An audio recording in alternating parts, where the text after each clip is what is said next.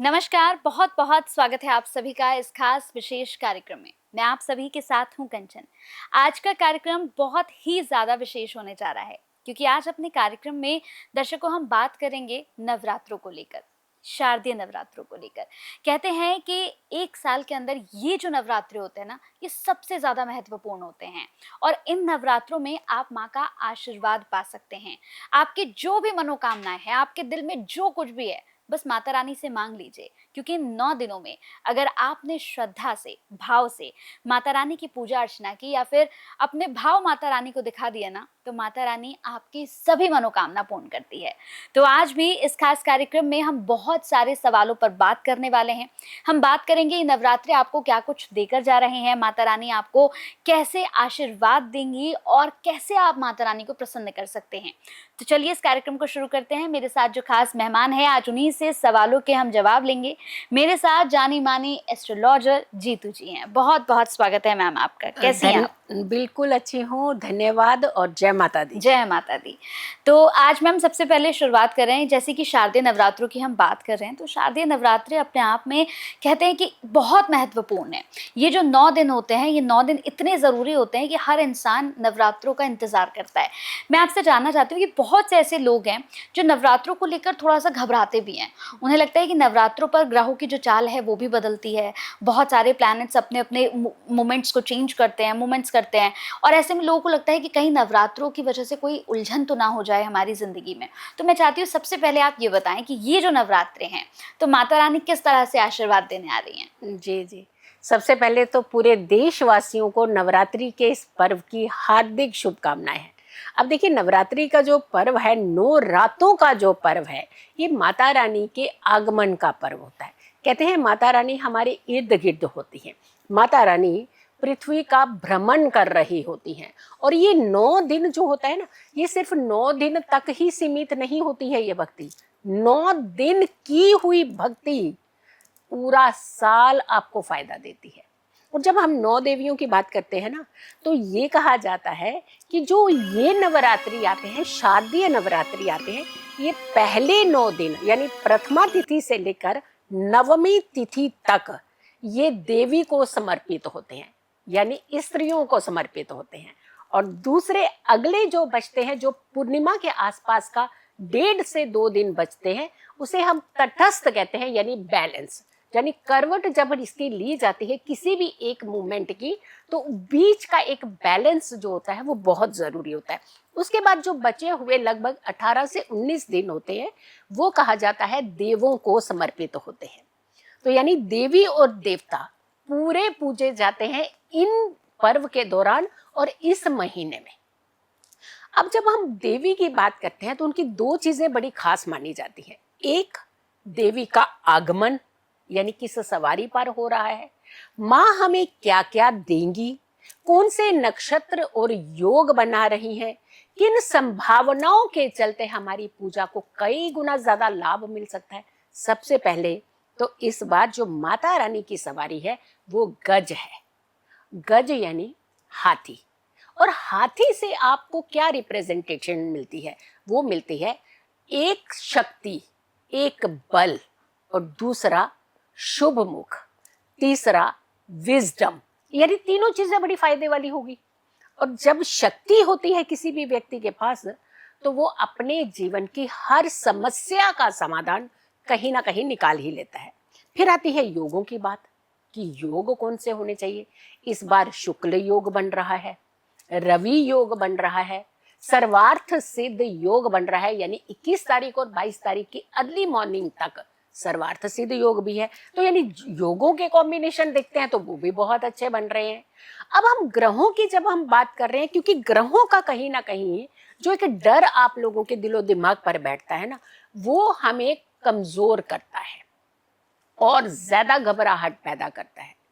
देखिए, जब प्राकृतिक आपदाएं आती हैं, वो कहीं ना कहीं हमने अपने जीवन में प्रकृति के साथ खिलवाड़ किया होता है। लेकिन जब हम निजी तौर पर परेशान होते हैं, तो वो हमारे कर्मों के साथ हमने खिलवाड़ किया होता है। तो यानी दोनों ही गलत चीजें होगी। अगर हम प्रकृति की बात कर रहे हैं, तो ग्रहों के कुछ ऐसे संयोग बन रहे हैं, ग्रहण योग भी पड़ गए, क्योंकि 7 तारीख को भी ग्रहण पड़ा, 21 को भी ग्रहण पड़ने जा रहा है। तो यानी ये समय भी जो है ये कहीं ना कहीं अच्छा नहीं माना जाता, क्योंकि 2 ग्रहण एक साथ पड़ना अच्छा नहीं माना जाता। लेकिन अगर हम ग्रहों की मंगल और गुरु की बात करते हैं, मंगल और गुरु नव पंचम योग बना रहे हैं। और वहीं अगर हम शनि की बात करते हैं और शनि के साथ मंगल की बात करते हैं तो षडाष्टक योग बन रहा है। तो यानी योग तो बन रहे हैं, लेकिन माँ का आशीर्वाद जब साथ होता है, माँ का आंचल जब आपके पास होता है, तो उस आंचल में सारे दुख दूर हो जाते हैं। तो हमें यहाँ पे ना घबराना नहीं है। माँ आ रही है, आपकी सारी समस्याएं भी सुनेंगी, आपके जीवन के जितने कष्ट है उनका हल भी निकालेंगी, क्योंकि ग्रह, योग, संयोग, तिथि, वार, नक्षत्र और सवारी सारी ही तो सपोर्ट कर रही हैं। तो फिर घबराना किस चीज का। हर देवी आपको कुछ न कुछ देगी। बहुत सारे लोग ऐसे होते हैं जो नवरात्रि में कहीं ना कहीं ट्रेवल भी कर रहे होते हैं, उनको एक गिल्ट हो जाता है कि हम पूजा नहीं कर पा रहे। हम आपको राशि अनुसार भी ये बताएंगे, अगर 9 दिन पूजा नहीं कर पा रहे हैं, 9 रात्रि पूजा नहीं कर पा रहे हैं, तो कौन सी ऐसी पूजा है जो अगर आप एक दिन भी एटलीस्ट समर्पण भाव से कर लें। क्योंकि दुर्गा के ही तो हर रूप हैं ये, हर स्वरूप हैं ये। तो अगर एक देवी को भी आप मना लेंगे तो भी आपको बहुत ज्यादा फायदा होगा। तो यानी यहाँ पे आपने कोई अपना गिल्ट भी नहीं रखना है, कोई डर नहीं रखना है, कोई घबराहट नहीं करनी है। सिर्फ और सिर्फ अच्छे भाव, अच्छे समर्पण से माँ की भक्ति करनी है, क्योंकि 9 दिन का पर्व भक्ति, शक्ति, समर्पण और संतुष्टि का पर्व होता है। और अगर ये चारों चीजें ही हम पीछे रखेंगे तो फिर माँ हमें आशीर्वाद कैसे देंगी। और माँ के आंचल के नीचे तो हर सुख है। तो इसलिए इस बार घबराना नहीं है, आपने सिर्फ भक्ति करनी है। और तो और एक चीज हम जरूर बताएंगे कि हर व्यक्ति को किसी खास नवरात्रि में कौन सा दुर्गा सप्तशती का एटलीस्ट एक अध्याय तो जरूर पढ़ना चाहिए, और कौन सी नवरात्रि में किस अध्याय को पढ़ने से आपकी सारी समस्याओं के समाधान मिलेंगे। तो बिल्कुल नहीं घबराइएगा। नवरात्रि माँ जब आती है तो कष्ट थोड़ी लाती है। माँ जब आती है तो वो तो सुख लेकर के आती है, वो सुकून लेकर के आती है, आपके कष्टों को मिटाने आती है, आपके जीवन की उथल पुथल को शांत करने आती है। तो ये शांति का ही समय है। तो हम नेगेटिव ना हो, इसे पॉजिटिव अंदाज में लीजिए। अगर कोई समस्या आ रही है तो समाधान भी तो आ रहा है। तो माता की भक्ति समाधान देने आ रही है। जी बिल्कुल। तो इसके साथ ही आज हम ये भी जानने वाले हैं मैम आपसे कि जिस तरह से हम देख रहे हैं कि नवरात्रि शुरू हो रहे हैं, तो घट स्थापना को लेकर लोग बड़ा कंफ्यूज रहते हैं। उनको समझ में नहीं आता कि कलश स्थापना जो है वो किस दिन करें या फिर किस दिशा में करें। बहुत से लोगों का ये भी सवाल होता है कि कलश स्थापना करके क्या 9 के 9 दिन हमें घर के अंदर ही रहना पड़ता है। ऐसे बहुत सारी कंफ्यूजन है, तो इसके बारे में थोड़ा सा बताइए। जी देखिए, सबसे पहले अगर हम तिथि की बात करते हैं, 21 तारीख को जो प्रथमा तिथि है वो आरंभ हो रही है, लेकिन 22 तारीख तक ये तिथि है। हम 22 उदया की तिथि से किसी भी पर्व को मनाते हैं, उसमें खास करके जब खेतरी बीजने का, जवारे बीजने का समय होता है, घट स्थापना का समय होता है, तो हमें जो घट स्थापना है सबसे पहले तो वो 22 तारीख को ही करनी चाहिए, 21 को नहीं करनी चाहिए, क्योंकि वो उदया तिथि में बहुत अच्छा एक संयोग बनाती हुई आ रही है। सूर्य के नक्षत्र से इसका प्रभाव और भी कई गुना ज्यादा बढ़ रहा है। दूसरा, क्योंकि योग और संयोग भी बहुत अच्छे हैं, रवि योग जो है वो भी बहुत अच्छा, क्योंकि 24 तारीख से लेके 1 तारीख तक तो रवि योग ही बन रहा है। तो ऐसे में हमें योग संयोग का भी पूरा फायदा मिल रहा है। तो आप 22 तारीख को घट स्थापना कर सकते हैं। दूसरा, घट स्थापना तो हम करते हैं, लेकिन होता है बहुत सारे आजकल लोग वर्किंग है। अब वर्किंग में ये तो नहीं कह सकते कि आप अपनी नौकरी छोड़ दीजिए, आप अपना बिजनेस छोड़ दीजिए, आप अपना काम छोड़ दीजिए। वर्किंग है, हम जानते हैं, आपने ना काम छोड़ना है ना कोई चीज छोड़नी है। अगर आप अखंड ज्योत जलाना चाहते हैं तो किसी एक व्यक्ति को घर में रहना चाहिए, क्योंकि माँ का जब आगमन करते हैं ना, कहते हैं अतिथि देवो। अगर अतिथि देवो भव हम इसीलिए बोलते हैं, जब अतिथि ही आपके घर आ जाता है, थोड़ी ना हम चले जाते हैं कहीं। तो यहाँ पर तो शक्ति, साक्षात शक्ति स्वरूप आ रही है। तो ऐसे में अगर आप अखंड ज्योत जला रहे हैं फिर तो आपने अपना घर खाली नहीं छोड़ना है। अगर आप अखंड ज्योत नहीं जला रहे हैं तो आप सुबह और संध्या की ये ज्योत भी जलाते हैं तो भी माता रानी ऐसा नहीं है कि आपसे रुष्ट हो जाती है या आपकी बात नहीं मानती है, तो आप सुबह और शाम की ज्योत जला लीजिए। अगर मान लीजिए ये भी नहीं कर पा रहे हैं आप, तो आप जहां भी हैं माता रानी का स्मरण तो कर सकते हैं। छोटी कन्याएं आपको कहीं भी मिलती हैं, जब भी आप जाते हैं किसी ना किसी कन्या के साथ आपका सामना होता है, तो माता स्वरूपा ही तो है। आप उनके चरण छू करके आशीर्वाद लीजिए।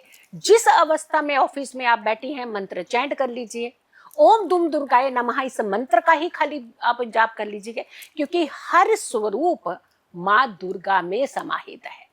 तो इसीलिए अगर आप रह सकते हैं घर में बहुत अच्छा है, अगर नहीं रह सकते हैं सुबह और शाम ये 2 समय की ज्योत अपने घर में जरूर प्रज्वलित करनी चाहिए और अपने घर के मुख्य दरवाजे को सुगंधित रखना चाहिए।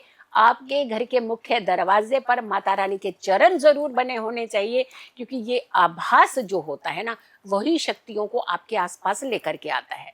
तो हमें अपने आभास को, हमारी इंट्यूशन पावर को, हमारी शक्तियों को, हमारी भक्ति को, सबको एकत्रित करके उसे जागृत रखना है ताकि माँ का आशीर्वाद आप ले सकें। जी बिल्कुल। इसी के साथ अब हम ये भी जानेंगे, जैसे कि हम 9 दुर्गों की बात कर रहे हैं मैम, इस बार कहा जा रहा है कि इस बार के जो नवरात्रि हैं वो 9 नहीं बल्कि बढ़ रहे हैं। मतलब जो दशमी का हम कहते हैं कि दशमी का दिन है, वो दशमी का एक्चुअल में दिन नहीं है। तो मैं जानना चाहूंगी कि कैसे, कब से शुरू हो रहे हैं नवरात्रि और कब तक ये चलेंगे, इसके बारे में थोड़ा सा बताइए। जी देखिए, सबसे पहले तो जो नवरात्रि का जो पर्व है वो शुरू हो रहा है 22 तारीख से और ये जाएगा 2 अक्टूबर तक, यानी टोटल 11 दिन बन जा रहे हैं।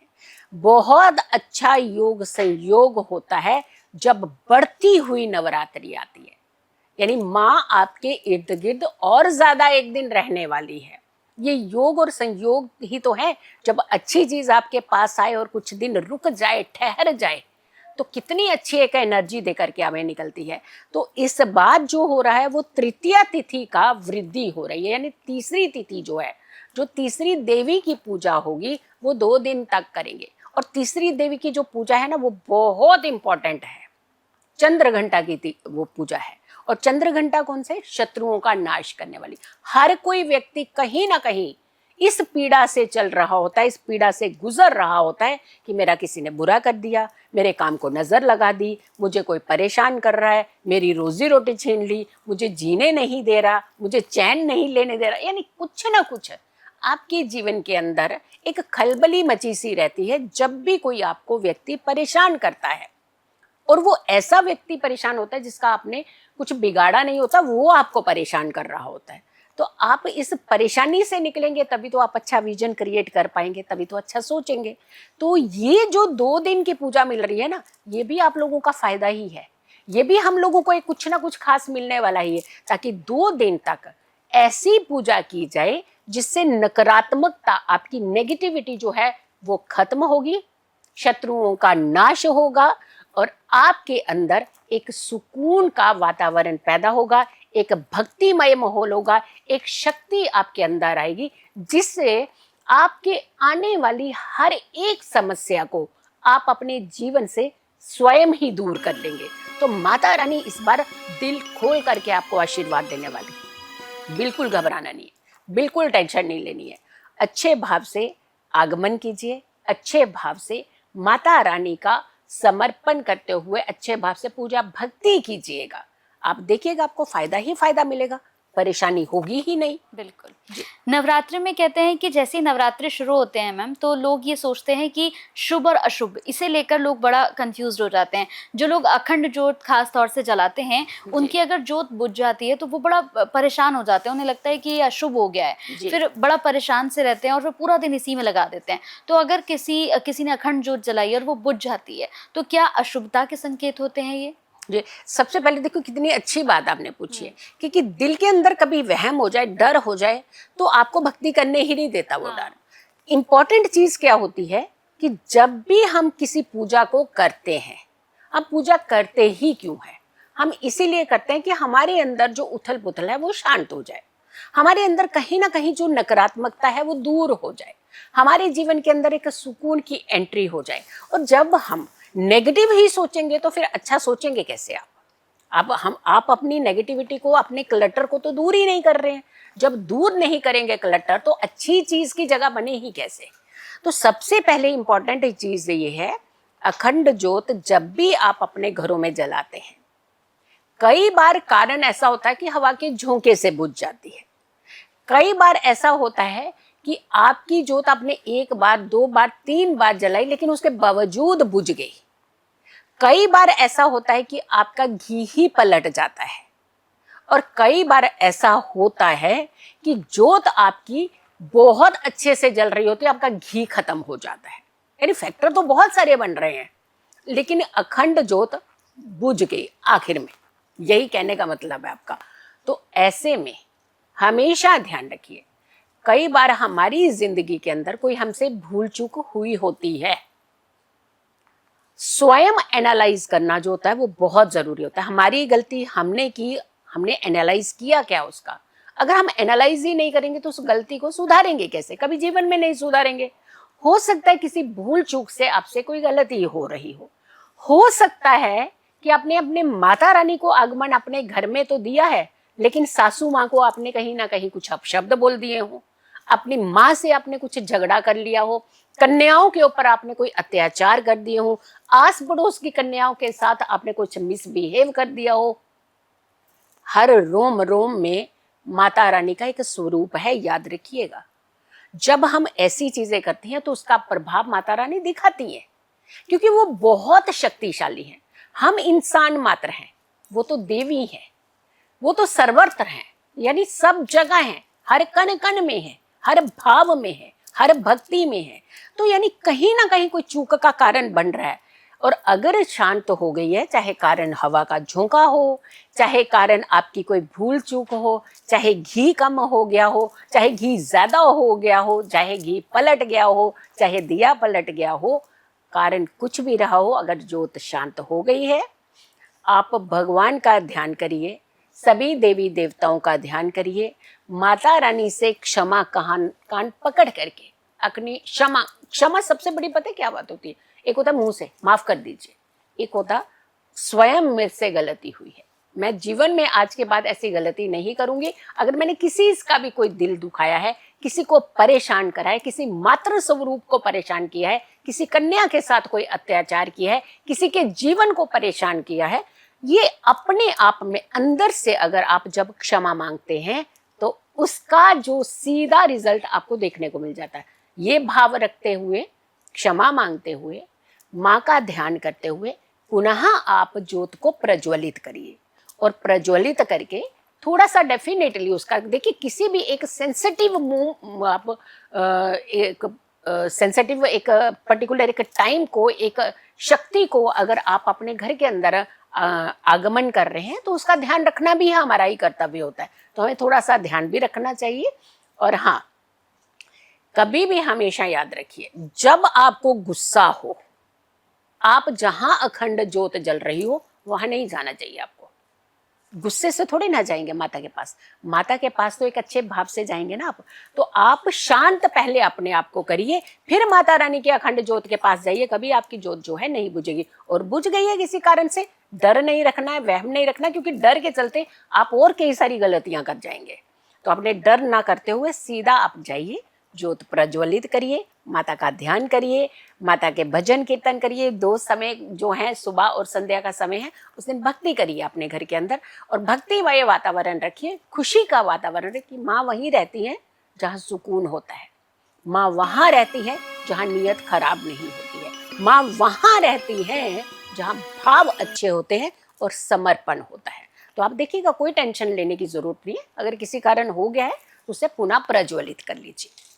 बिल्कुल। तो जितने भी दर्शक इस कार्यक्रम को देख रहे थे, मैं उम्मीद करूंगी कि नवरात्रों को लेकर अगर किसी भी तरह का प्रश्न आपके मन में चल रहा था कि मैं माँ शैलपुत्री की पूजा कैसे करूंगी या करूंगा, मैं उन्हें कैसे प्रसन्न कर सकता हूं, तो हमने इस कार्यक्रम में आपको 9 के 9 देवी स्वरूपों के बारे में बताया कि आप उन्हें कैसे प्रसन्न कर सकते हैं। मैम ने हमें खास तौर से बताया कि आपको सप्तशती का कौन सा पाठ करना है। देखिए, ये आपको कोई नहीं बताएगा कि आप सप्तशती का कौन सा पाठ करें, और आप यहीं पर कंफ्यूज हो जाते हैं क्योंकि आपके पास समय उतना होता नहीं है। फिर आप सोचते हैं कि मैं पहला अध्याय करूं, दूसरा करूं, या फिर मैं अब चौथा करूं या ना करूं। तो मैम ने यहाँ पर बहुत अच्छे से आपको समझाया है कि आपको किस दिन कौन सा अध्याय करना है, कैसे आपको भोग लगाना है, कैसे माता रानी को प्रसन्न करना है। तो इस पूरे कार्यक्रम को बाकी लोगों के साथ शेयर भी जरूर कीजिएगा, क्योंकि कहते हैं ना कि अगर माता रानी के समक्ष आपने कोई ऐसा कार्य कर दिया जो माता रानी को अच्छा लग गया, तो आपको पुण्य खुद ब खुद वो दे देती हैं। बहुत बहुत धन्यवाद मैम, आपने अपना बहुत कीमती समय दिया और बहुत अच्छा कार्यक्रम हमने किया जो लोगों के बहुत काम आने वाला है। बहुत बहुत धन्यवाद। जय माता दी। जय माता दी।